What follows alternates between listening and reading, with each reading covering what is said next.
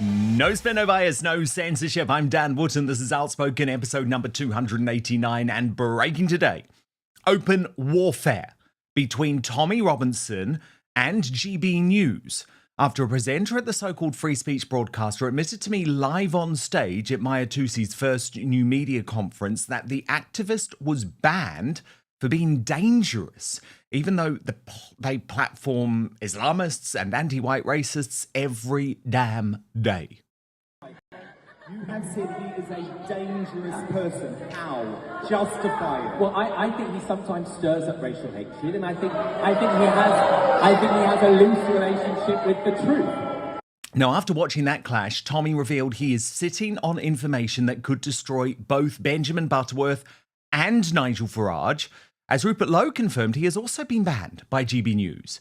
Meanwhile, Tommy's feud with GB News host Camilla Tominey has exploded. When in fact he's a convicted criminal and white supremacist who... So again, she's rolled out as establishment to lie, slander, defame me. Now this weekend, she reported Tommy to the police. So I'm going to have all the fallout from a fascinating couple of days on the right after my explosive interview with Tommy in my digest next.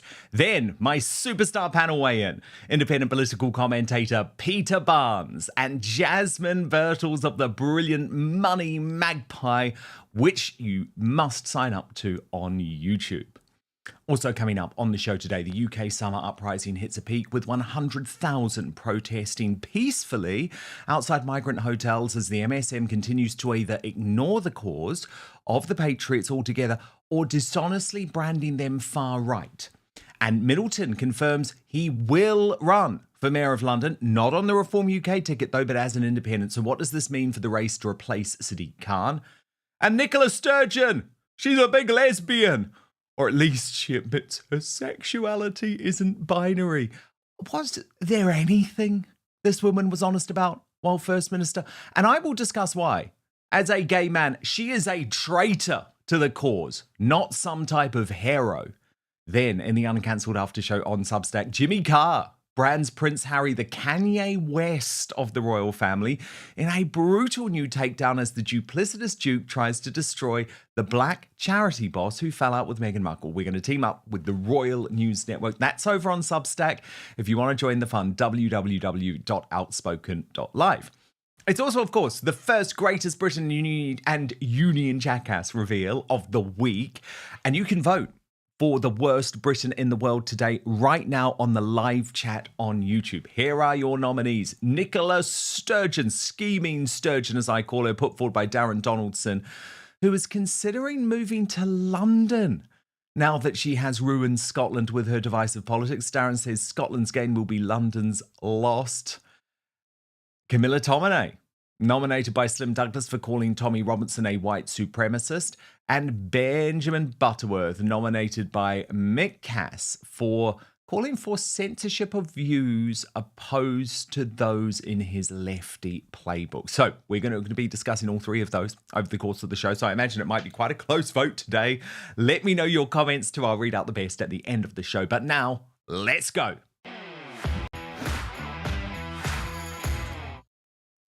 For how long is the mainstream so-called right in the United Kingdom going to side with the people who hate this country? Now, I know there are many of you who tell me, Dan, it's better than nothing. It's better than nothing.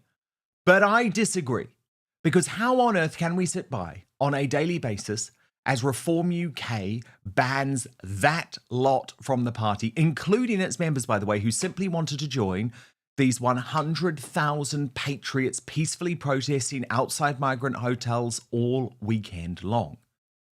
And then there's GB News, which, never forget, I helped to launch and then battled to keep on air in its troubled early days because I really believed that this was going to be a broadcaster that provided an alternative to the mainstream.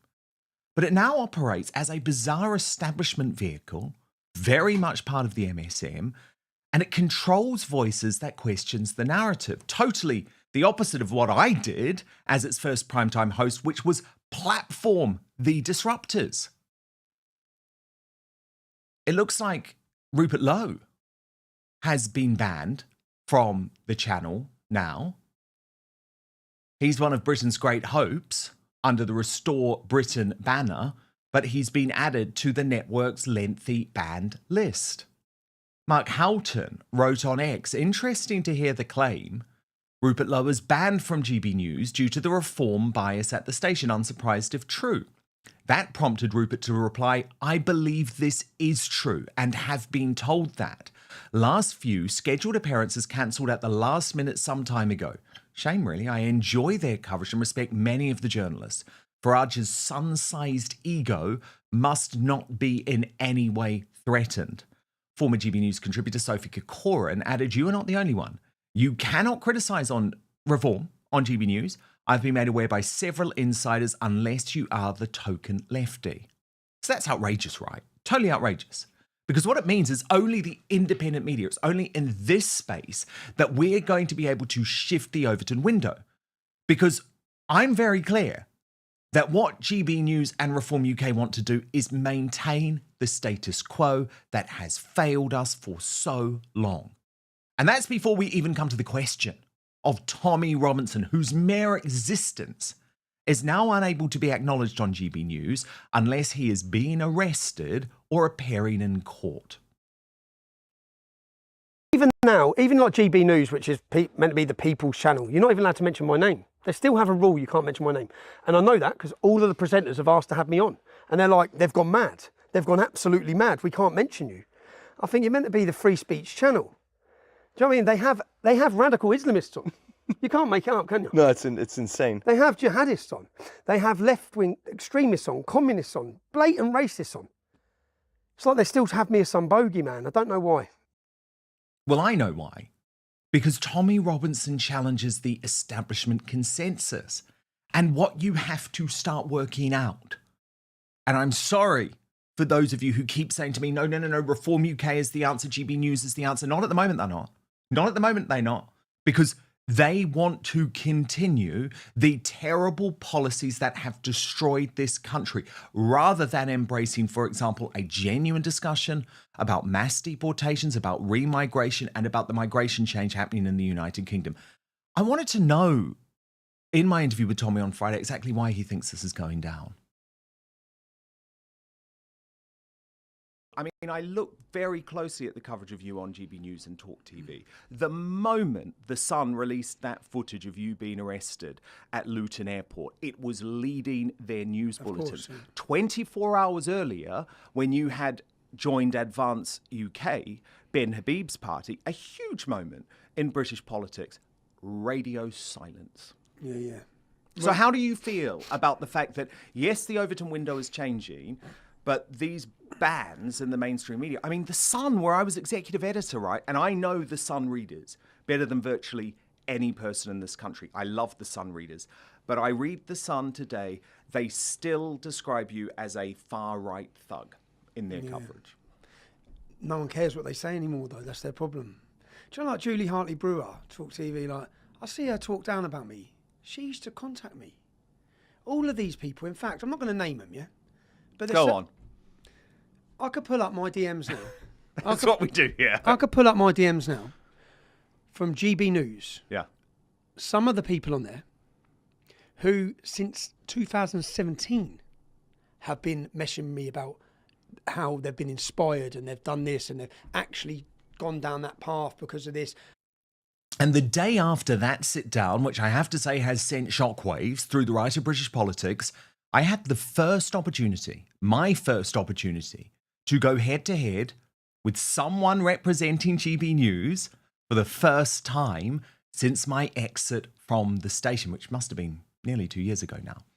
During a heated confrontation with Benjamin Butterworth, a GB News contributor and presenter from day one, I got him to admit, this was at Mahyar Tousi's brilliant new media conference, that Tommy is banned from the station because of a perception he is dangerous due to an outrageous claim that he promoted racial hatred. Watch. They want to take the coin, so they accept the censorship while secretly DMing Tommy Robinson behind the scenes. The only DMs I've exchanged with Tommy Robinson are him saying he'll sue me. There's no secret DMs beyond that. Look, I don't think he should be on there. And actually, Why? I would make. Why? Because you disagree with him. But I think he's a dangerous person, and I would make the point. No, seriously, Free speech. He's behind you! You have to justify that. You have to justify that. You have said he is a dangerous person. How? Justify it. Well, I think he sometimes stirs up racial hatred, and I think he has a loose relationship with the truth.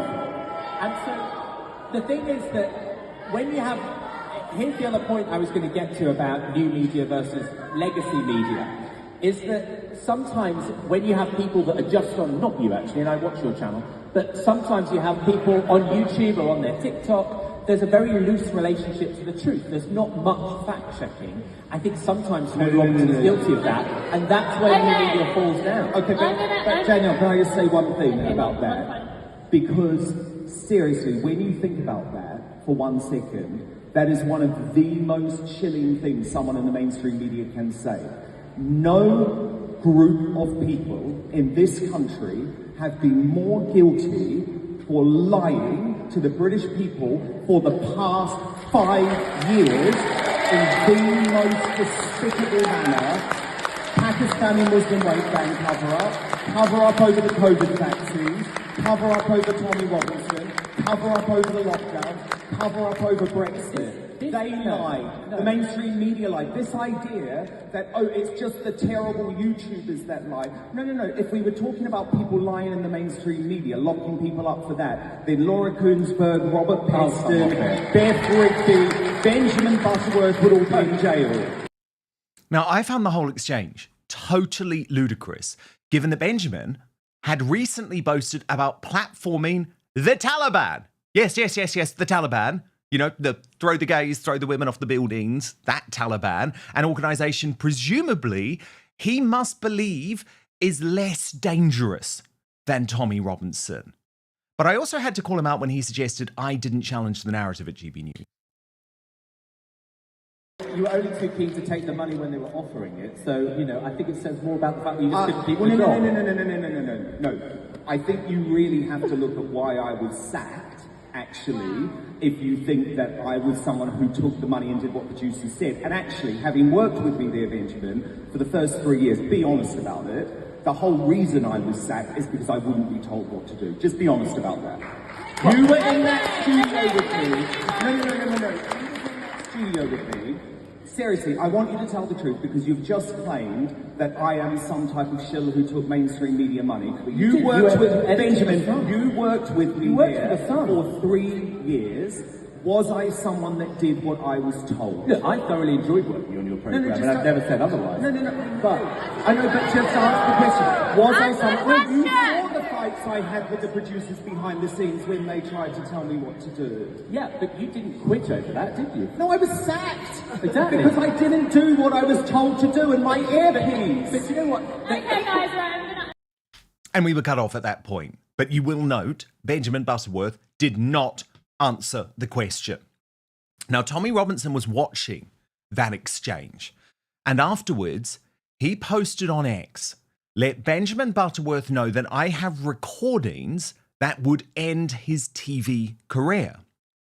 When that prompted Ash to reply, that's a highly libelous comment to make, Stephen. If you have compromising footage of him, release it.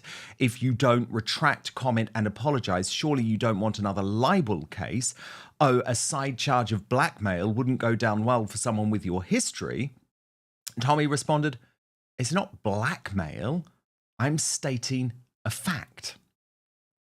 Now, Tommy's war with GB News has stepped up a gear because we know he's banned.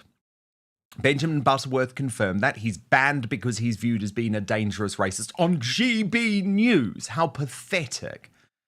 And the channel's flagship establishment presenter, Camilla Tominey, Do you remember this? She went on this morning, disgustingly branded him a white supremacist. When I showed Tommy this shocking footage during our interview on Friday, he was absolutely appalled. Watch.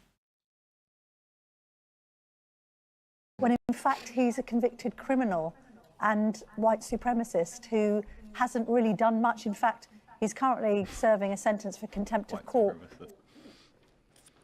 White supremacist, Tommy. She is the number one, the flagship presenter now for GB News, That's calling why she's you a saying white supremacist. Again, the public know I'm not a white supremacist. The public, thankfully... You didn't know she'd done that? No. The public followed my story, so the public know I'm not a white supremacist. So again, she's rolled out as establishment to lie, slander, defame me, lie about me, and she goes on about how the public view me. Again, no, they don't. Not anymore, they don't. They don't listen to you. See, she should be sued for that. So should Nigel Farage. Well, to be honest, though, you could sue both So should Nigel Farage. Would you consider it? Or do you feel that's a waste of energy? It's a waste of my energy and my time. Like, what I started to do But she could be, because you can categorically Julie prove you're not Hartley-Brewer a white supremacist, and you can categorically prove... I've never got a that conviction you've of never violence against women. beaten a woman. So I could categorically prove it. I'd probably rather stick a camera in their face. It's more fun. Well, it's more fun seeing that they ain't got an answer to it. Yeah, because you're lying. Camilla, you're lying. Tommy continued the escalation of the feud after the interview, writing on X, "Who wants me to find her with a camera? Why would you lie about me like this? Fake news hacks like you are the reason I face violence in the streets. This is wrong. It shows zero respect for your audience. You are taking them for fools. Apologize and correct this lie." Camilla Tominey. She wasn't going to do that, though. Instead, she decided to use an ad hominem attack. "You're a narcissistic thug. Go play crazy elsewhere," she wrote. Now, I think that response, highly uneducated, proves she has no way to justify her egregious white supremacist lie. But actually, what was much worse is that she then copied in the Metropolitan Police, seeming to suggest that she believes trying to interview a newsmaker with a camera on the street, something GB News does every day, is now illegal. Or perhaps she's just like the rest of the mob, who wants Tommy locked away permanently. Camilla's position, though, has sparked a civil war at GB News, with the channel's popular contributor Paula London publicly speaking out against the host, even though she knows it might cost her her job. She wrote years ago, "Before I worked in media, I, like many others, thought that Tommy Robinson was one of the bad guys, racist due to stories in the mainstream media primarily. I now know differently, though." Camilla has received some pushback on Twitter for calling him a white supremacist on air when he isn't. And I feel she should retract this quote, as untrue statements like this could result in Tommy being harassed or worse unnecessarily. Camilla didn't like being accosted at Wimbledon for her views online, but Tommy is supposed to accept what happens to him because posh people are allowed to defame him online? I don't think so. Camilla loves Douglas Murray, and I respect him hugely too, and he has similar beliefs to Tommy Robinson. If Camilla took the time to research Tommy's charges and convictions, she may change her tune. She added, this is Paula London, "I will always be thankful for GB News for giving me my break on TV. But if I don't return to the channel due to being very honest online, this is perfectly fine, and I wish the channel well. I first appeared on GB News a year after they launched, but I worry about the path they are taking now." Perhaps even more bitter is the Reform UK reaction to Tommy's claim in his Outspoken interview that he has enough information to destroy its leader, Nigel Farage. Watch. I was sat in solitary confinement. Imagine my kids watching that prick. Yeah.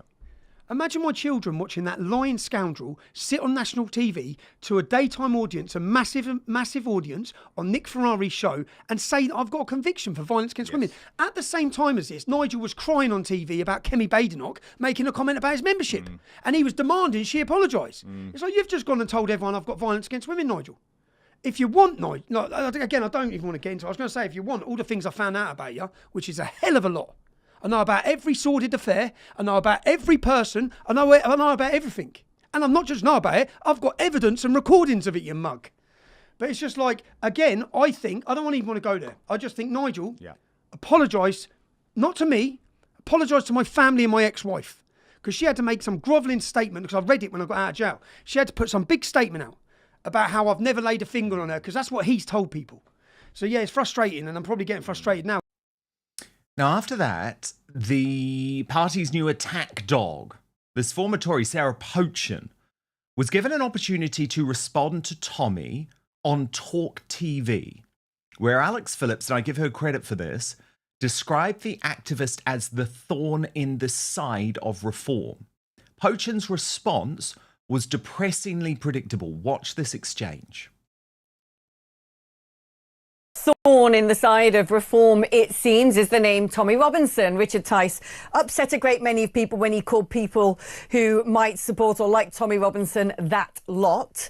Love him or loathe him, one thing about Tommy is he has a huge groundswell of grassroots support, and largely among people who haven't necessarily voted before, but people who'd be naturally inclined to vote reform more than anybody else. Now, he has turned around criticising reform and essentially telling everybody to back Ben Habib's outfit instead. Does that concern you? Look, he's entitled to his own opinions. I've never spoken to him. I've never met him. But what we call, if you like, extreme views, or maybe, views that are a little bit too far right, that we're not interested in that in the party. We have our views. We are common sense, sensible politicians that are just reflecting the views of the British people. People say that he was the man who blew the whistle on grooming gangs, and that's now become a serious issue of national debate.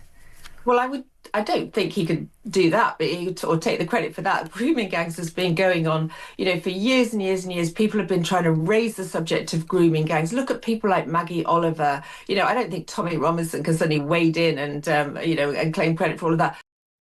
Well, I fear GB News and Reform UK are on the wrong side of this argument. There is an arrogance to their projects, which is anchored in the fact that true British patriots, they believe, have no real alternatives.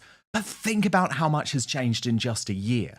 It's impossible to predict the real change that this country will be demanding by 2029, especially with political prisoners like Tommy Robinson and Lucy Connolly prepared to speak out against the deep state through independent platforms like this one. I had to go to jail. Lucy Connolly doesn't realise it now. Unfortunately, darling, and her family watching, she had to go to jail because that imprisonment has been part of the mass awakening, which is now priming this nation for a proper revolution. And if she didn't go to jail and people didn't see the injustice and feel the injustice, it might take another 10 years. So all of these bad things that happened, me, solitary confinement for 7 months, had to happen. People had to see it. People have to understand. We needed Keir Starmer to get elected. We need to see what it's like living under the Labour government. You all need to see what they're going to do with your money, bankrupt you, betray you. They don't care about you. People needed to see that. Yeah. So although it's bad, all of these things have been part of the situation that had to happen. So then the best thing is currently, they think they were installing fear. They think they were scaring everyone. On the 13th of September, they're going to witness the biggest fuck you to the establishment this country's ever seen. They're going to see people come in numbers that we could never have dreamed of. Yeah? We're going to lock down the whole of our capital city with people who are going to be there to celebrate their identity and their culture. They have wanted to break us and make sure we're not united. We're going to unite like they've never seen on the 13th of September, and we're going to do it our way. And when I say our way, we're not going to riot. There's not going to be no face coverings. There's going to be no balaclavas. There's going to be smiles, children, celebration, and togetherness that will strike the biggest fear into that British establishment.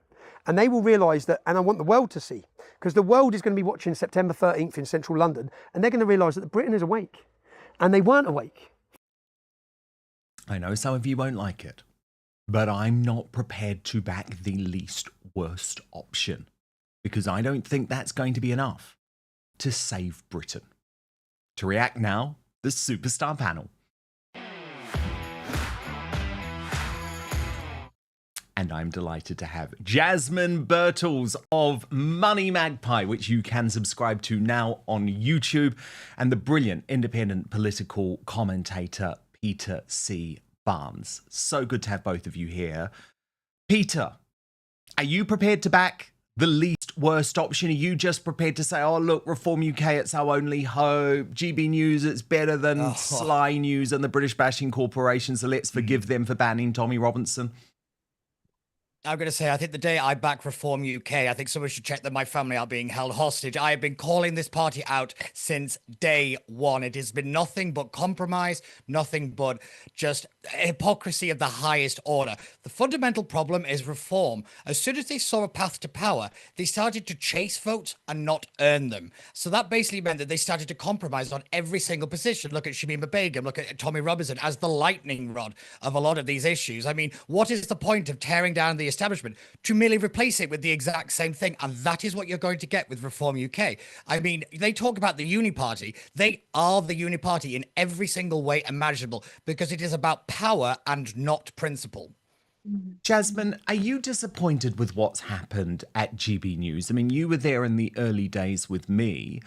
Why on earth is Tommy Robinson banned? Because Benjamin Butterworth said he's a dangerous person. I mean, it just feels like such a bizarre statement for the free speech channel to make.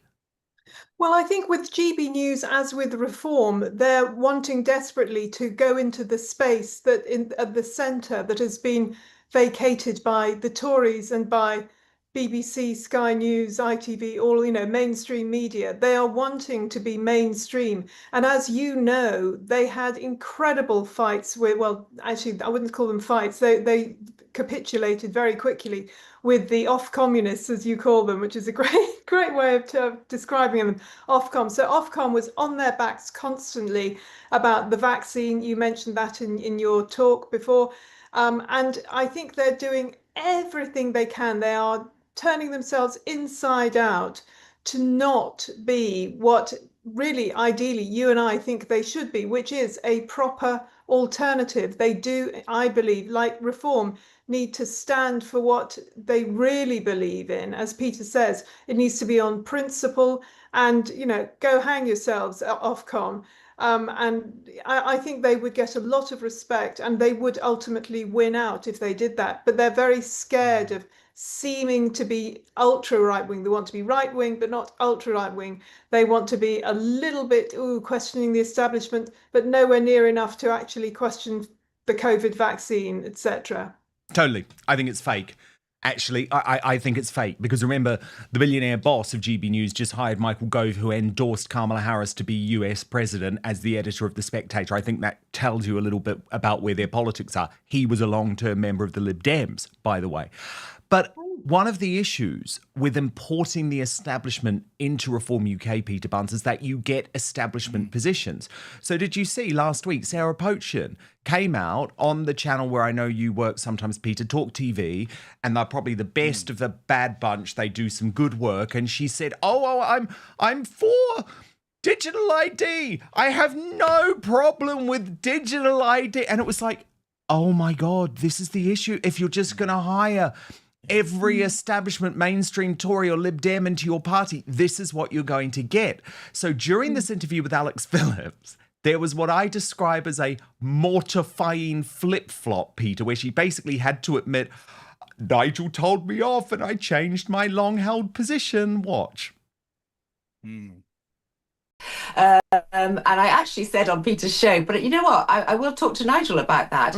I have done exactly that. I had a good old debate with Nigel yesterday on this very subject. And actually, I have genuinely now changed my position, because he raised some really interesting points. Like, for example, on that ID card, I was thinking, well, your passport's going to be on it, and I don't know, your national insurance number, whatever, your driving license, and would it be quite convenient to have it all in one place? But Nigel pointed out, look, they're going to have all your NHS records on that card, and look what happened under COVID and the COVID passport and all of that, and how that was controlling the population.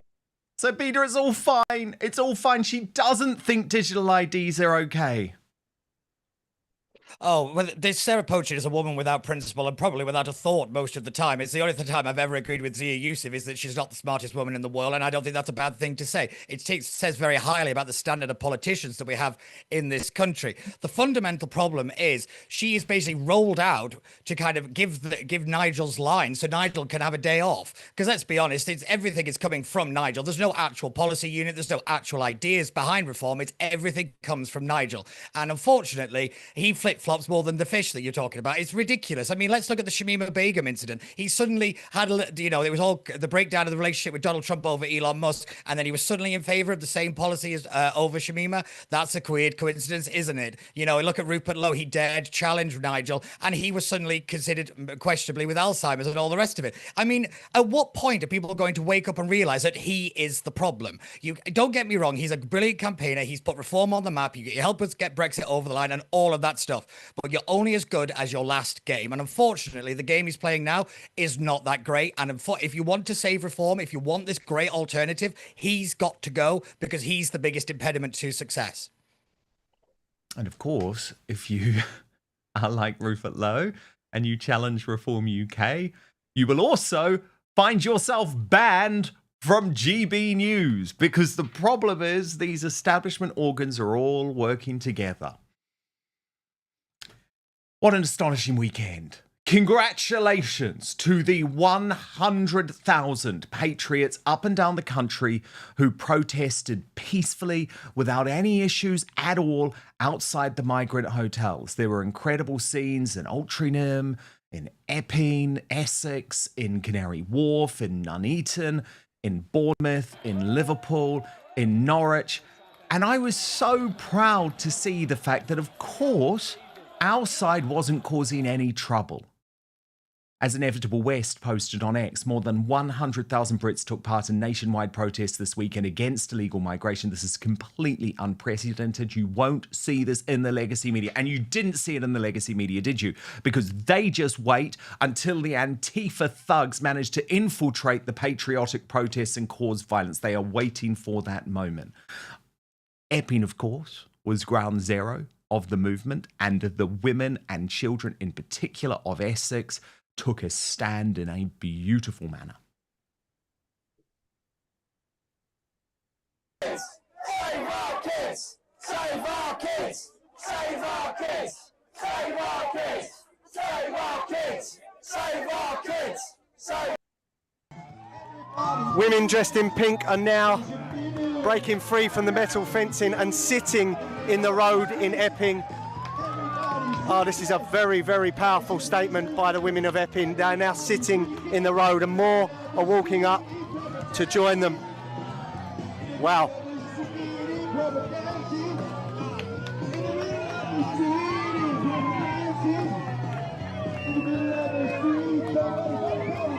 There is now a sitting in the road by ladies all dressed in pink. They're refusing to stay behind the metal fencing. The police don't seem to know what to do at this point. It's going to be very interesting to see how this unfolds.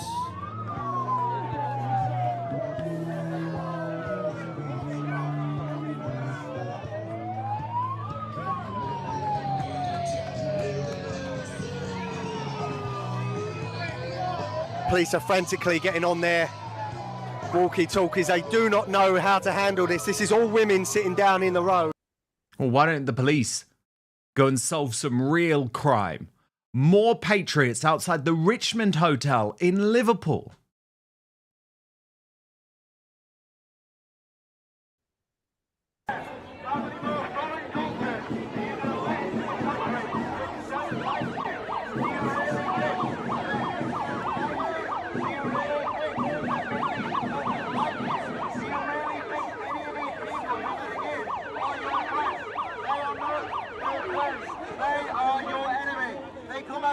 They treat women like objects. They treat kids like family members that they can molest. These people hate everything that you live for. And you want to put your fellow countrymen down over the benefit of a migrant. You are frankly disgusting. Most of you have never actually seen the reality of these things.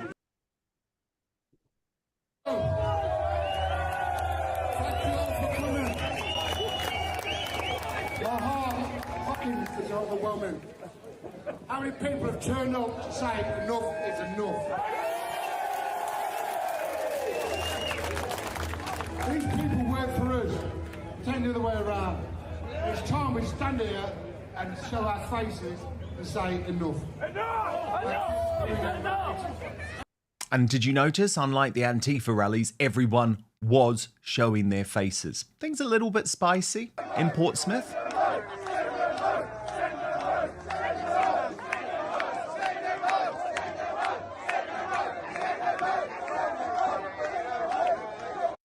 But not a Nuneaton where they sang songs like Sweet Caroline and Rule Britannia.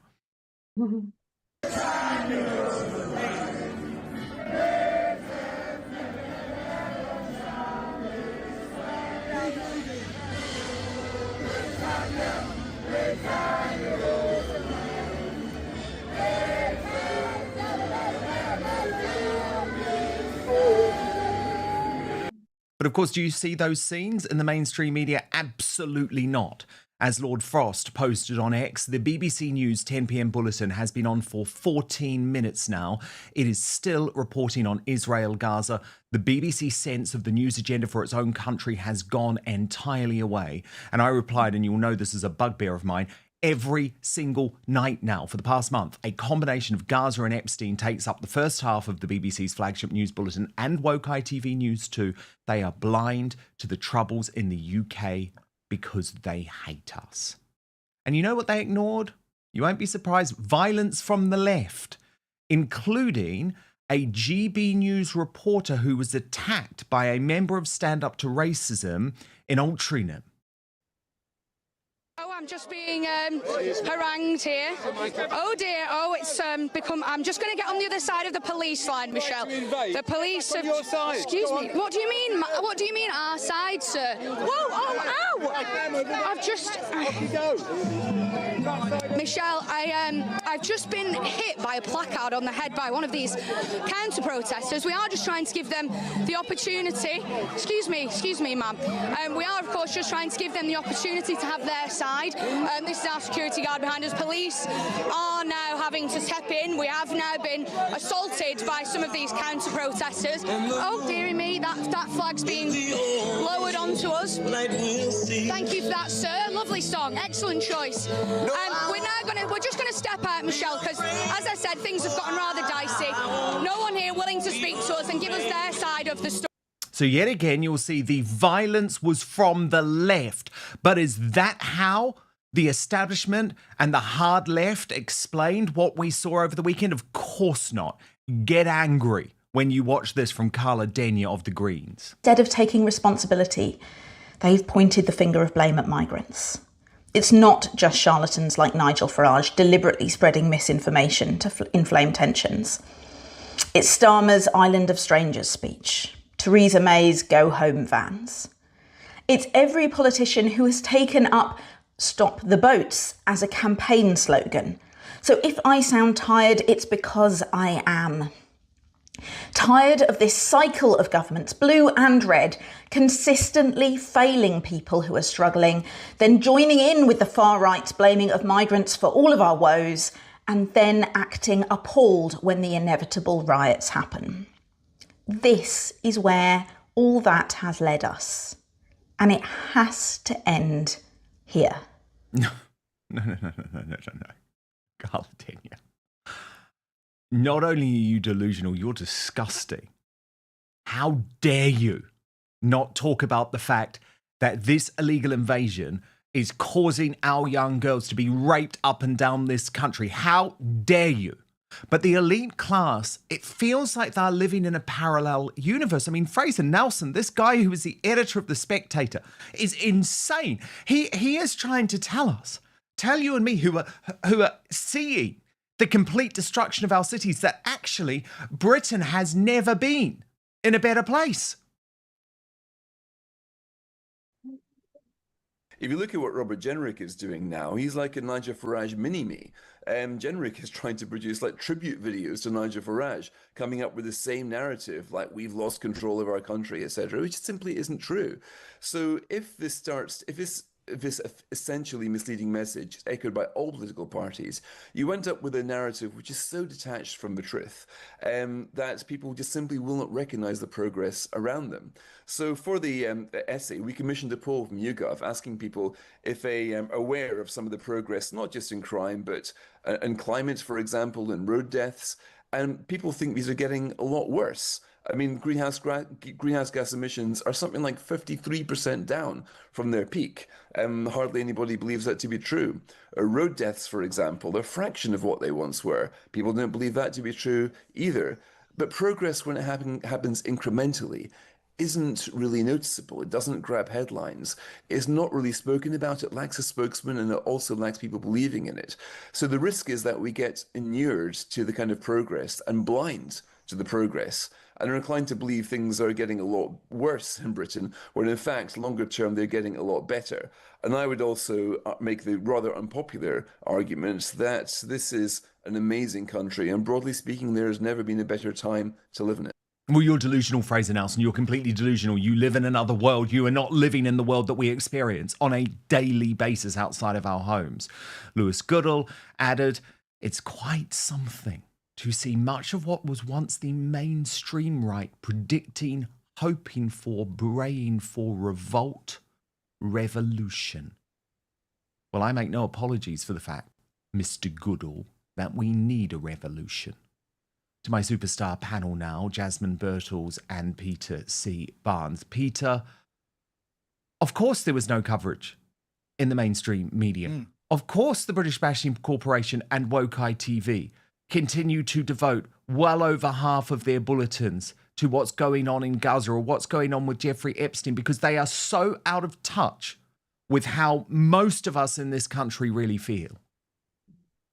Oh, without a shadow of a doubt. But the reason for it is because it's not thugs on the streets. It's women, it's mums, it's dads, it's grandmas and grandmas. That is why. It's because the narrative cannot be made that this is a kind of thug movement with, you know, football shirts and all the rest of it. They can't do that like they've been able to do in the past. So they are panicked. And when in a panic situation, they do what every left-wing dictatorship has ever done. You ignore it and hope nobody's paying attention. Unfortunately, thanks to people like you, Dan, and everybody else, it is consistently being pushed in people's faces. You can't turn your back against this.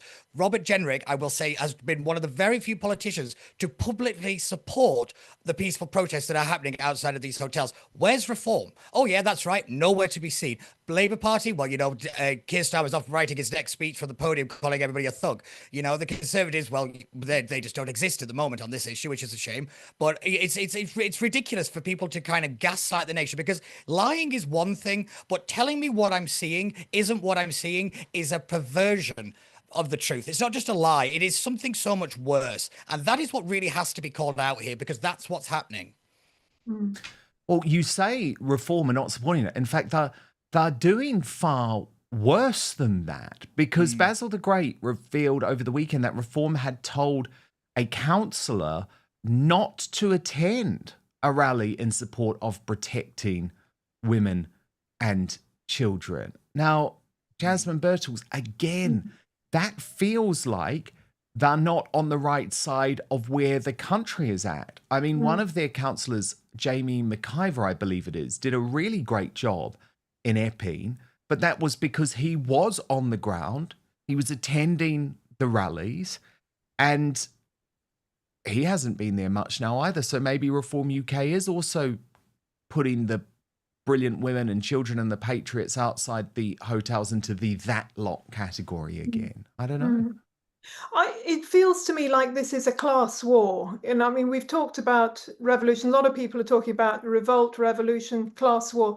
This does feel like a class war. And I think this is one of the reasons, probably the main reason, why Tommy Robinson is being sidelined. And I'm certainly one person who's thought of him, oh, he's just that thug. Oh, he's that one who attacks women, because that's what the narrative was. But watching your interview and a few other interviews, I realized, no, actually, this is actually a highly intelligent person. He has actually some nuanced arguments. It's just that the way he puts them across and the way he was brought up, he has been brought up on the front line. He's been brought up kind of in a war situation, like friends of mine in Belfast who were brought up in the Troubles and, you know, did some bad things because they were brought up in that way. And you've got those against the chattering classes, the people who've been voting for the Tories, Labour, Liberal Democrats, definitely.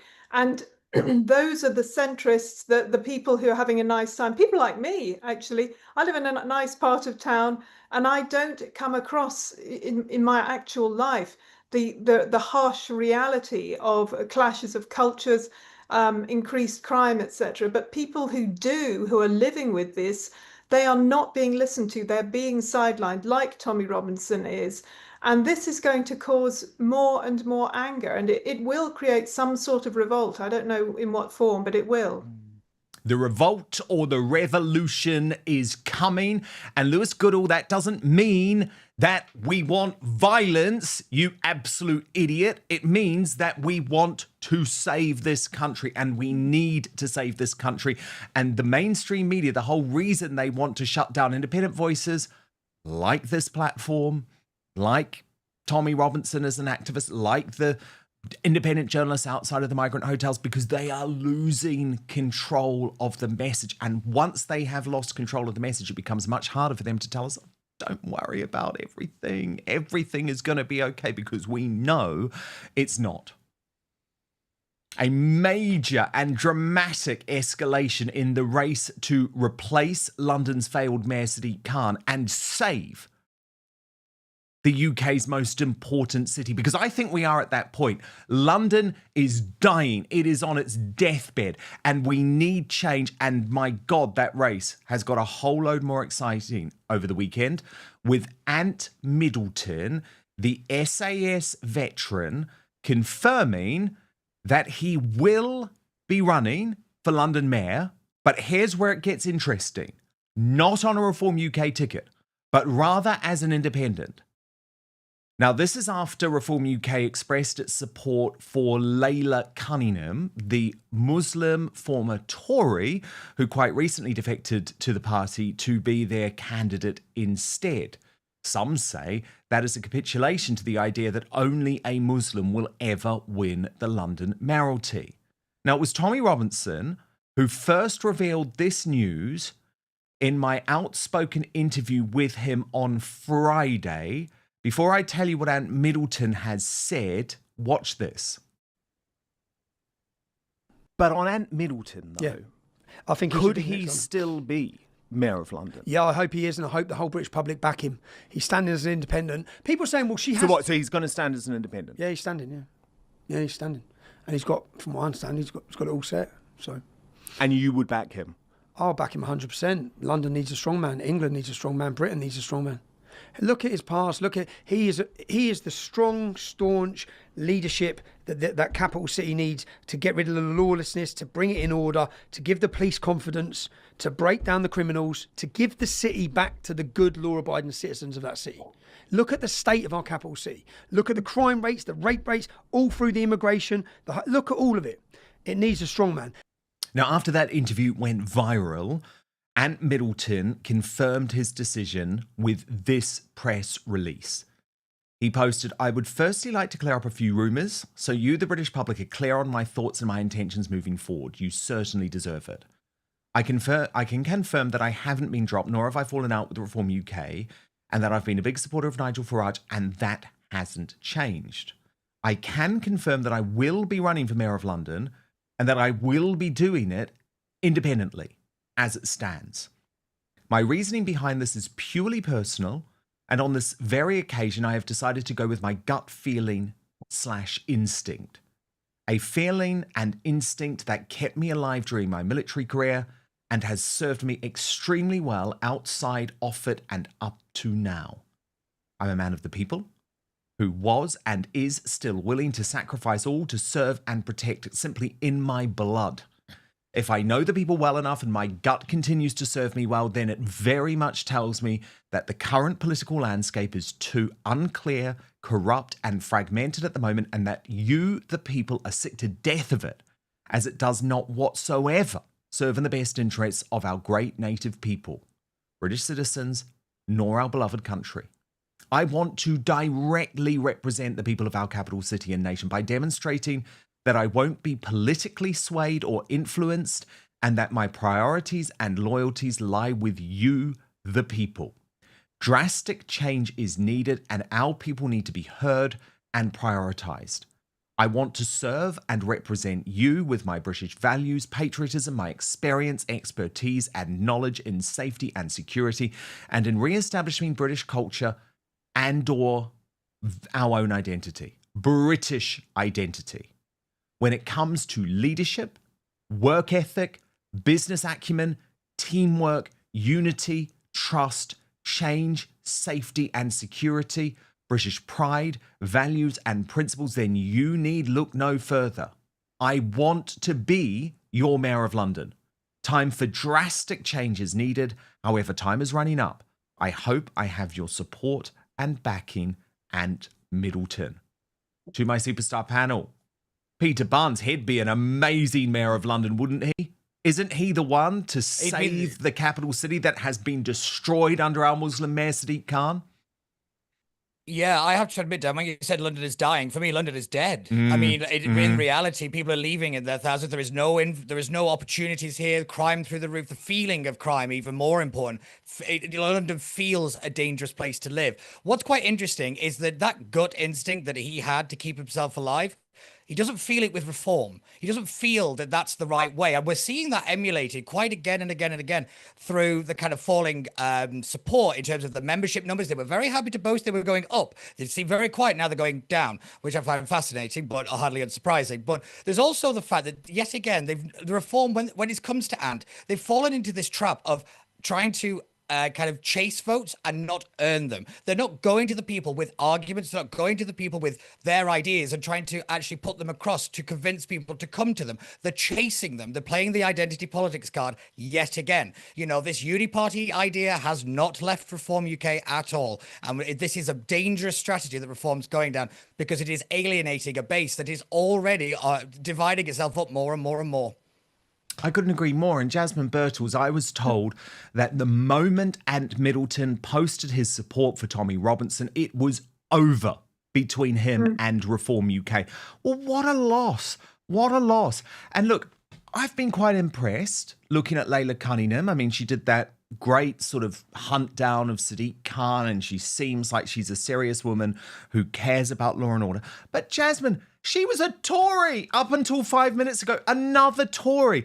And also, it does feel like, and I'm going to be honest about it, Jasmine, because no one in the mainstream media will, it feels like Reform UK is capitulating to the Muslim vote yet again, to the Islamists yet again, by running an Islam candidate. Yes, it's true, and everybody can see it. That's as you say, she's a very able candidate. She's not very well known. I think really what you need for a London mayor is you need a Boris. You need somebody who's larger than life.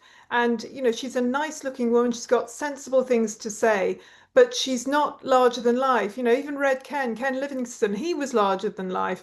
Boris, you know, he has all sorts of issues, but people liked him because he's like an actor, basically. You know, he's just a big buffoon character. With Ant Middleton, he's large, he's strong, he's loud. People know his name, and it means that he's got a big advantage there because he's already well known. I was thinking, for example, somebody like Bear Grylls might be good because, again, he's got a lot of respect. He's known on television. He's pretty sensible. He's strong. People like that, I think, would be better to put forward as a candidate. But as you say, putting forward a female Muslim former Tory, she ticks a lot of boxes. And it does seem like a box ticking exercise here rather than a genuine, heartfelt candidate, which is what people are looking for. Totally. And I think they had it. They had it in Ant Middleton. I mean, he's a star. This guy's a star. He's beloved. He was the star of Channel 4's SAS Who Dares Win until they cancelled him. Well, I think it's great he's been cancelled because, trust me, once you've gone through the process of cancellation, you start to think about the world differently. You start to think about life differently. I know that from personal experience. They had their perfect candidate. And now I think you're right, Jasmine. They'll probably realise, maybe Layla Cunningham isn't a big enough name. So then they'll try and get another celebrity in. But the difference is Ant Middleton was the celebrity you needed. He was your candidate, Nigel Farage. Now, I think that Advance UK and Ben Habib should now try and sign up Ant Middleton and support Ant Middleton. I think that would make a lot of sense, although I do understand why he's saying there are some benefits doing it as an independent. Peter Barnes, I mean, Labour are talking about putting up Dawn Butler. Now, we might all laugh and say, oh my God, you know, she's the heir apparent to Diane Abbott. But do you think she's a tough candidate? She is. She's actually quite a formidable campaigner. She knows the game very, very well. She's well known in London. She's been an MP a long time, and she has that name recognition outside of the kind of the political world. You know, the average person in the street might recognize the face or the name. They might not be able to put the two together, but that's just get through the door and you're already halfway there. What's interesting is that so many political parties have kind of missed the point of the fall of the Conservatives. They keep using them as an excuse to excuse their own behaviour, rather than realising they're the canary in the coal mine, the cautionary tale. They're what happens when you compromise principle, when you compromise and compromise and compromise and try to play a game that your political ideology does not fit. You can't, the right cannot play identity politics and then at the same time start calling it out. And it's just, again, it's hypocrisy and everybody can see it. And the biggest killer in British politics has always been hypocrisy.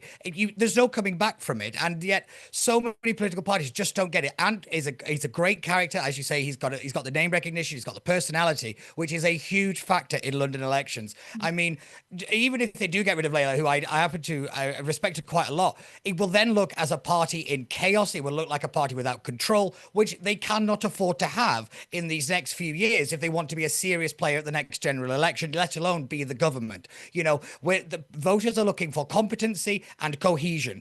If you fail on those two things, you might as well not bother running. Totally, but the reason they didn't go for Ant Middleton, Jasmine, is because he failed their ludicrous vetting policies, which basically means you can't have lived a life.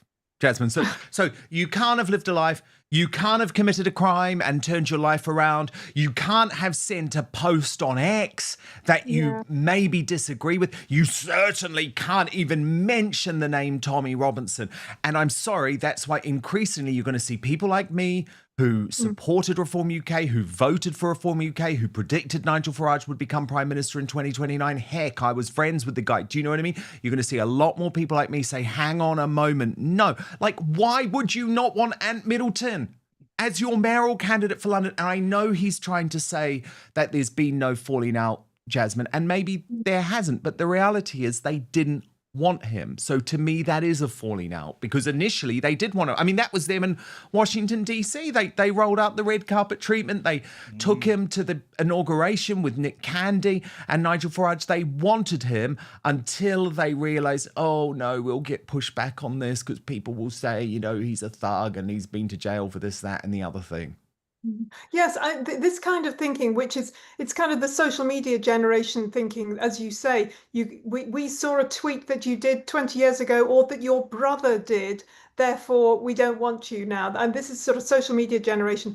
This would have blocked Churchill from being a leader. You know, there are all sorts of, as you know, fantastic leaders that we've had who had, you know, well, I mean, Abraham Lincoln wouldn't have been brought in, a bit of a depression background, you know. And I do feel, as you're saying, that what we're seeing now is Reform trying desperately to be centrist, trying to be accepted by the chattering classes, whereas what they need to realise, and I hope they do, is that they're getting so much support, not so much because of what they are, but because so many people are putting two fingers up to the Tories and to Labour, to the Uni Party. So really they need to be different. They need to not be in the centre where they're trying to be, to get those votes. Andrew Neil, who has an interesting history with GB News, as we know, he said the same in an interview a couple of days ago, where he was saying it's a two fingers to the establishment when you follow Reform. That's so they need to be anti-establishment. They need to be a little bit edgy. Holy mackerel! Did you see the news? The most surprising, shocking news I think I've ever heard. Nicola Sturgeon is a big fat lesbian, said no one ever. This was, I think, the worst kept secret in Scotland. And the fact that Sturgeon is now expecting us all to treat her as some type of hero, a gay rights hero, because her sexuality is not binary. Let me tell you, as a gay man, she can go to hell, because this was the woman who put other women at risk with her ludicrous trans policies.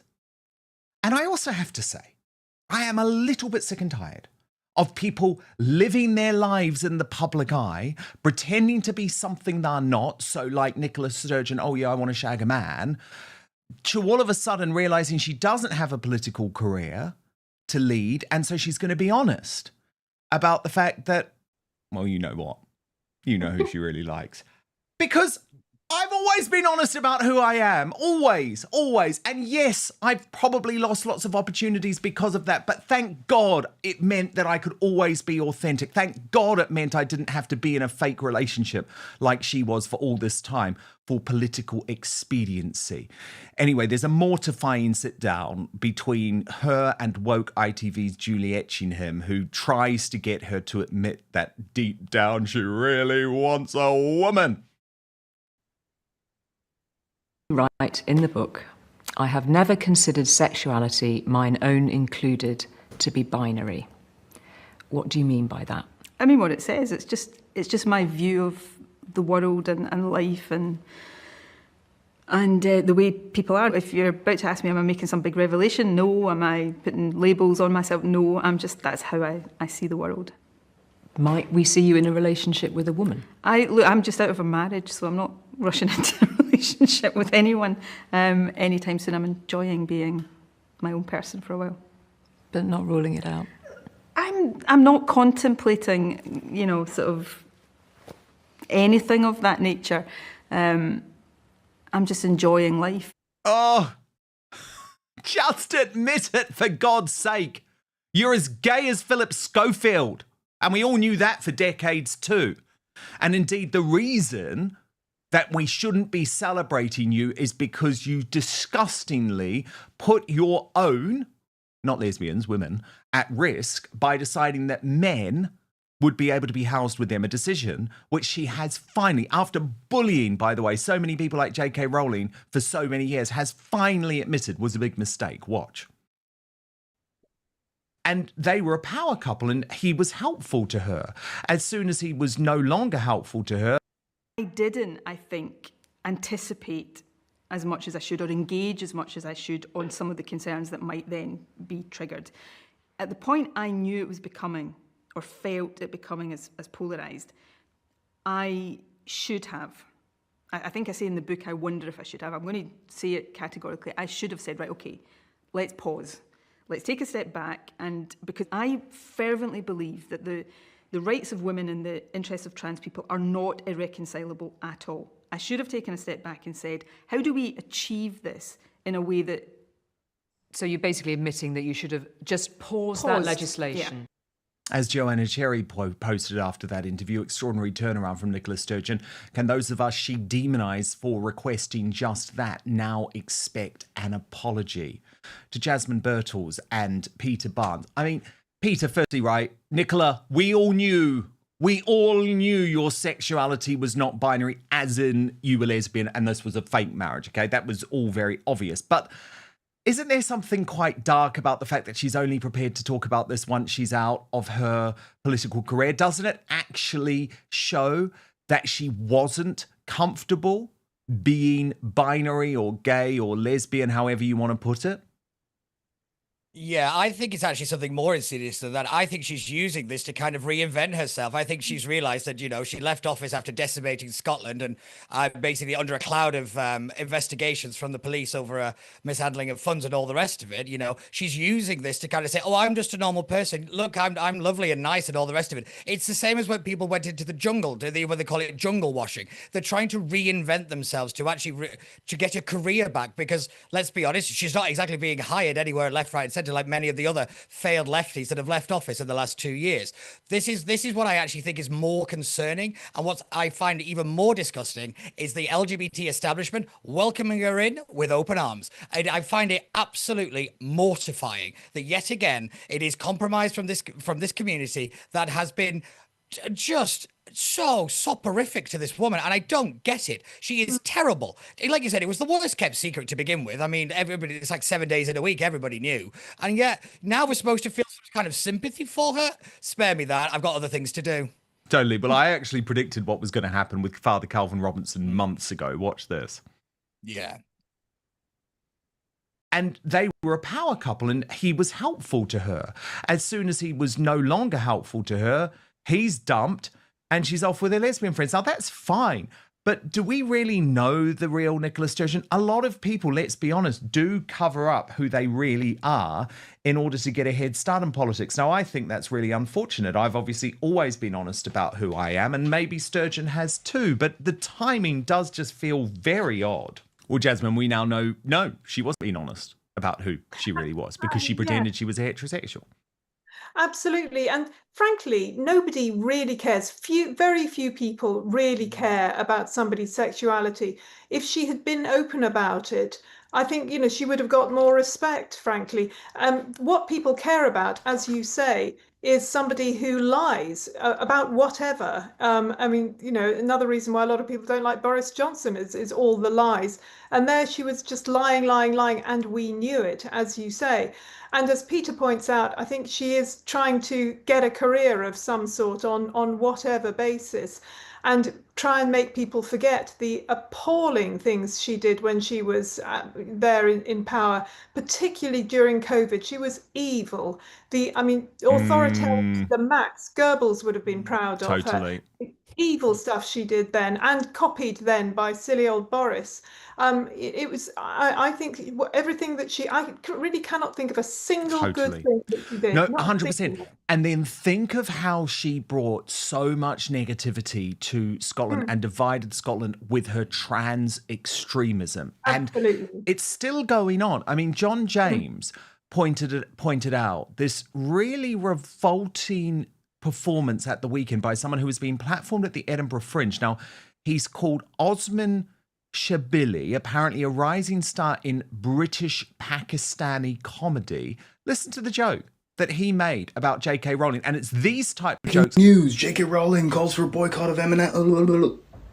If the headline isn't J.K. Rowling is found dead, I don't want to fucking hear it, man. And it's those types of jokes, by the way, as funny as cancer, as John James put it, that I think found their way into the public domain, Peter, during Sturgeon's reign. I mean, can you imagine if a right-winger was joking about the death of a famous left-wing author? And that's just accepted. Sorry, you come on. Yeah, they wouldn't have a career right now. They generally just wouldn't. They wouldn't be working. They'd be done. They'd be finished. Everybody, they'd have everything kind of thrown all over the front pages and all the rest of it. But the one thing we should really thank Nicola Sturgeon for is this policy, because it showed very firmly to the establishment they aren't on board with woke. It really showed a very harsh reality to the establishment, to the powers that be, that the vast majority of the people don't go along with this stuff. It really highlighted the absolute divide between us and them. I mean, don't get me wrong, it's an abhorrent policy, and it made no sense whatsoever. But it really did bring to the forefront for so many people, wait a minute, this stuff just isn't right. This is too far. And I think that's the one good thing I think we could take from her entire time as First Minister, because, as you say, I'm really struggling to think, as I sit right here, of a single thing she did, either as Deputy or as First Minister, for the good of Scotland that wasn't dividing it up just so she could pick on Westminster, which is all she ever did. Mm-hmm. Mm-hmm. Very, very true. And of course, if you look at the situation in Scotland, it's still just as bad. Did you see this? Kelly J. Keane, incredible women's rights activist, yet posted on X over the weekend, we got kicked out of the Glasgow University Union Bar that we hired for a private function. Mm-hmm. And I just couldn't believe that. But I mean, I could believe it, sadly. And it was horrible watching the footage. Watch this. No worries, we're going to talk to them as well, actually. It's one of those those things where everything's been quite confrontational towards our staff since I left the room last. You have evidence of that? Where's the evidence? I'm afraid we do have it on CCTV. Yeah, but you don't. Do you have sound? And we do also have multiple evidence No, but of this. yeah, I think you're just talking to me. It's one of those things where I am going to have to leave. I mean, just unbelievable because it was so obvious. I mean, what were they doing? They're a group of lovely women. They're exactly the type of people that you would want to have at the Glasgow Student Union. So we know that they were being booted out because of their views. Now, Kelly J wouldn't leave even once the police were called. Watch her inspiring speech. Once you've asked someone to leave, even if you're just a friend, right, and you just want someone to leave just because you don't like their face, you can do that. And we have to leave. So what I intend to do, because, as I just explained just now, this happens to women far too much. Well, it's actually criminal in the minds of these very weak individuals. In this university. In this university. So I, for one, am not going to leave. I don't judge anyone who doesn't want to do that. I will wait for the police to come, and then I'll follow their instructions. Jasmine Birtles, this is the sense of sort of fear and loathing if you are someone who believes in women's rights that you have to deal with in a Scotland, all created, I believe, by scheming Sturgeon. But wasn't that terrible what happened to Kelly J and her brilliant turf allies? It's shocking. It doesn't surprise me that it's part of an academic institution. As we know, universities, academic institutions generally have been completely captured by the wokerati, and they are all, in my view, largely anti-women. I said this to my own college a little while ago. I asked them to confirm that they were upholding women's rights and not allowing biological men into women's spaces. They didn't reply. And this is happening over and over across the country and across the West. It's very much happening in America, although woke has largely died in quite a few parts of America, I'm grateful to see. But it's interesting also, isn't it, that it was in Scotland that we had to have that court case that finally said, yes, a woman is a woman. This, had to define a woman. I mean, it's an incredible thing that we had to get a court case to define a woman, and it was in Scotland, which says a lot about the situation in Scotland. Peter, what did you make of what happened to Kelly J? I completely agree with Jasmine. It's hardly unsurprising this is at an academic institution. But what I will say is we're starting to see, despite the Supreme Court ruling on what is a woman, I can't believe it took us 5 years and some of the top legal minds to define what a woman is. I mean, that alone is nonsensical to me. But we're starting to see members of the Labour Party, members of the left, starting to actively campaign against this ruling, pressuring the government to ignore it. We're seeing the NHS starting to just say, we don't care, we're doing our own thing. Public institutions using taxpayer money are ignoring Supreme Court rulings. That is what is happening right now, and it can't stand. This has to stop. Because once they start saying we can just ignore the law, a lot more of the society is going to collapse. We have a real problem on our hands when it comes to this stuff. They were never just going to back down. I think that's one thing a lot of people get wrong when it came to the woke warriors. They weren't just going to roll over. They will use every tool at their disposal to make sure that this nonsense stays in place, and we have to keep fighting it. This is a constant fight. We have to get that into our heads. Yes, we do, and we will continue the fight here. Thank you so much to the brilliant Peter Bunce. Peter, where can people subscribe to your Substack? Because I absolutely love it. Yeah, so you can find me at Stranger Views on Substack, or you could go through my YouTube account, which is Peter Barnes, and you'll find me just all on there. Yeah, your Substack is brilliant. I absolutely love it. And Jasmine Birtles, who has her brilliant Money Magpie Finance channel, which you can find just by searching for Money Magpie at YouTube, right, Jasmine? Thank you. Yes, exactly. Money Magpie Finance is what it is, but just put Money Magpie and you'll find it. Yes, and you can find my interview with Jasmine there, which was very, very good as well. Thank you both so much. We're going to reveal Greatest Britain Union Jackass in just a moment, but first to your comments. A couple of super chats. Thank you so much. Private Jose B32 has backed Advance UK. Says it's our only hope for the future. And actually, Stevie Leeds. Thank you so much, Stevie, for the super chat too. He says, please support Advance UK. The sooner this turns into a political party, the better. Just £10 it costs. Is our country still worth saving? Advance UK will be the only party worthy of the cross at the ballot box. So thank you so much for those super chats. Quite a lot of anger about Camilla Tominey and the fact that she described Tommy as a white supremacist. Maverick CJ says, what Camilla the Snake possibly could have said when she called the police, apart from, hi, I've been caught out lying. Can you help? White Rose Republic says, we have plenty of receipts for Camilla now. We know what she is. Doddy said they've now started having Farage superfan June Slater on GBBC News, but any Farage critics are banned. I mean, in fairness, I did used to have June on my GB News show, and she was very, very good. But yes, it's interesting, isn't it, that I've now had her back now, given her support for Farage. Lynn H says, Nigel only recruits yes men and women. All of those who have their own views or go against him are kicked out. The people he is filling the party with aren't for me. Nigel is a good campaigner. That's it. And on the issue of Ant Middleton running as an independent for the Mayor of London, John Bateson says, when it comes to London Mayor voting, I hope the people get up and vote for Ant, or you'll end up with Khan again. Well, what's interesting is it's not going to be Khan. He knows the game is up. He will never win again. So he's going to look to find an easy way back into the House of Commons to be an MP and to try and become the Labour Party leader. Oh, just imagine that. So I think we're going to get someone like Dawn Butler. But I appreciate what you're saying. Of course I do. Now it's time to reveal today's Greatest Britain and Union Jackass. Your nominees: Nicola Sturgeon, nominated by Darren Donaldson because she's considering moving to London now that she has ruined Scotland. Camilla Tominey, nominated by Slim Douglas for calling Tommy Robinson a white supremacist. And Benjamin Butterworth, nominated by Nick Cass for calling for censorship of views opposed to those in his lefty playbook. Okay, let's get to the results. With 21%, it is Scheming Sturgeon in third place.